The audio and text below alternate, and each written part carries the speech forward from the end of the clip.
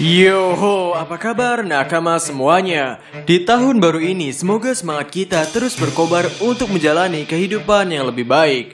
Kita memiliki tenaga yang ekstra untuk menjangkau mimpi-mimpi kita. Oh ya, karena ini adalah tahun 2022, akan ada banyak anime bagus yang hadir di tahun ini. Dan dengar-dengar, Attack on Titan Season 4 Part 2 juga akan rilis di tahun ini. Ho ho, kami menantikan anime bagus untuk menemani makan siang kami. Lalu untuk manga One Piece itu sendiri, di sini kami ingin membahas mengenai penekanan karakter Joy Boy dalam cerita One Piece itu sendiri.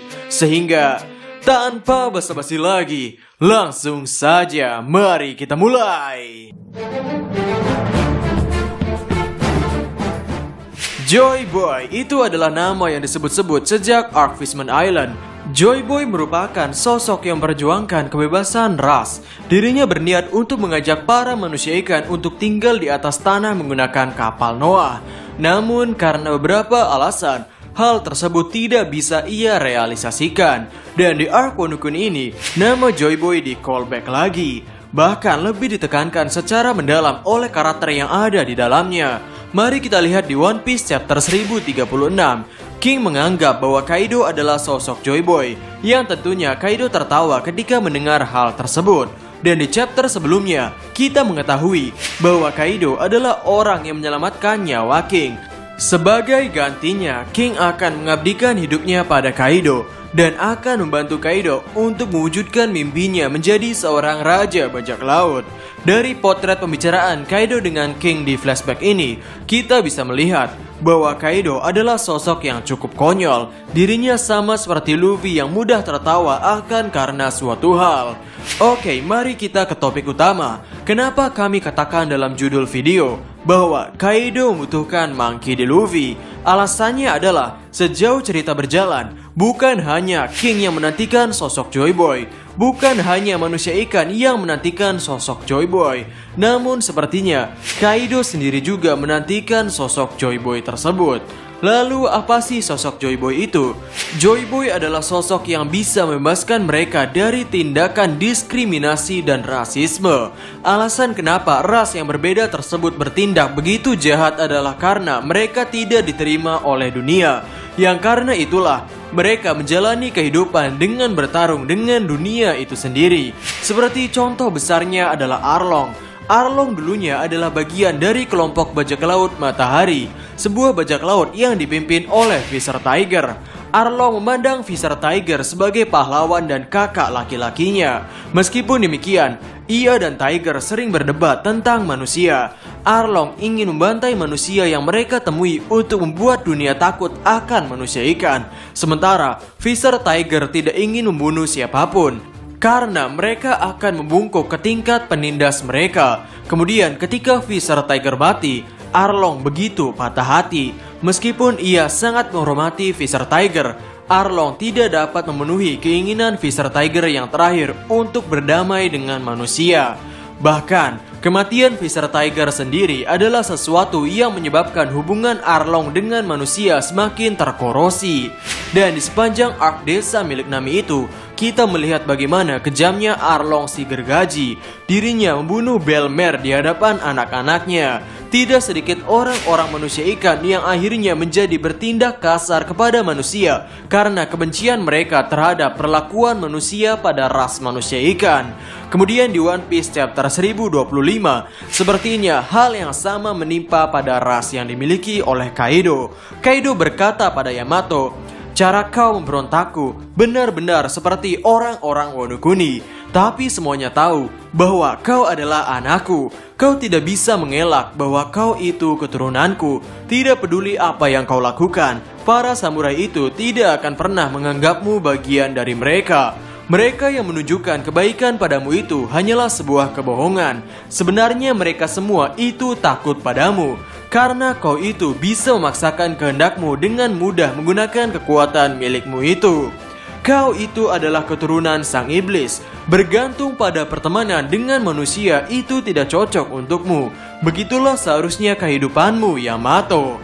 Ya, meskipun kami membaca ulang kami masih merinding dengan gaya amarah Kaido pada anaknya ini. Kaido begitu mengajarkan kepada Yamato untuk tidak berteman dengan manusia. Yang kami curigai, Kaido juga dulunya sepertinya merasakan perlakuan yang buruk dari manusia terhadap dirinya, karena dirinya bukanlah ras dari manusia murni.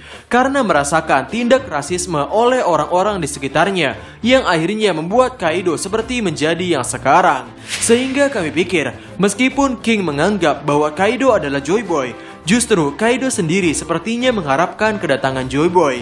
Kaido mengharapkan kedatangan seseorang yang bisa membuat dunia memandang baik terhadap ras yang dimiliki oleh Kaido itu sendiri. Pengulangan unsur Joy Boy dalam cerita Wano Kuni, khususnya Kaido, adalah sesuatu yang sangat penting bagi peran dan kepribadiannya sebagai karakter. Dia mungkin melihat Joy Boy sebagai satu-satunya solusi untuk pengalaman traumatisnya dengan rasisme dan perbudakan. Dan sepertinya Kaido serta King merasakan pedihnya perbudakan. Atau setidaknya King dan Kaido diperlakukan sebagai kelinci percobaan sebuah laboratorium. Di One Piece chapter 1035, kita melihat Kaido yang tangannya memiliki sisaan borgol. Di sini percakapan yang menarik terjadi antara King dan Kaido. Kau seorang Lunarian, pemerintah dunia tidak akan melepasmu.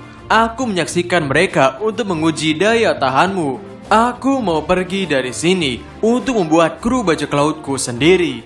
Jadi bagaimana? Mau ikut kelinci percobaan? Ya, tentunya pengalaman dijadikan tahanan, dijadikan kelinci percobaan adalah sebuah contoh pengalaman yang sangat buruk sebagai seseorang yang dilahirkan dengan ras yang berbeda dari mayoritas. Hanya karena King dan Kaido berbeda, mereka diteliti layaknya seorang hewan. Tentunya tindakan seperti ini tidak etis untuk dilakukan kepada sesama makhluk hidup yang memiliki akal dan perasaan. Ya, kami tidak akan terlalu terkejut jika nanti di chapter-chapter selanjutnya Eiichiro Oda akan menekankan lagi unsur Joy Boy dari cerita Kaido dan Monkey D. Luffy. Oh ya, Luffy di arc Wano Kuni ini juga akan membebaskan traumatis warga Wano Kuni terhadap seekor naga.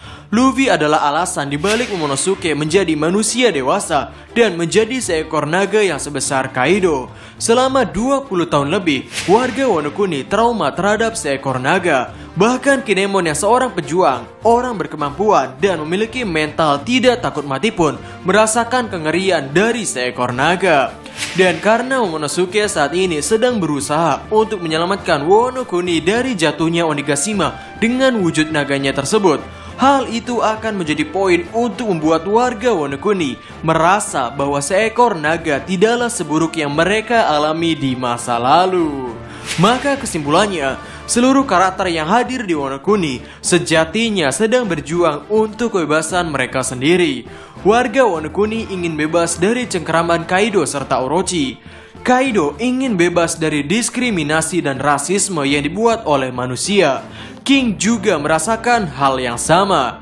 Oh ya, jangan dilupakan juga rasisme yang dilakukan oleh Husu kepada Jinbei sebagai ras manusia ikan.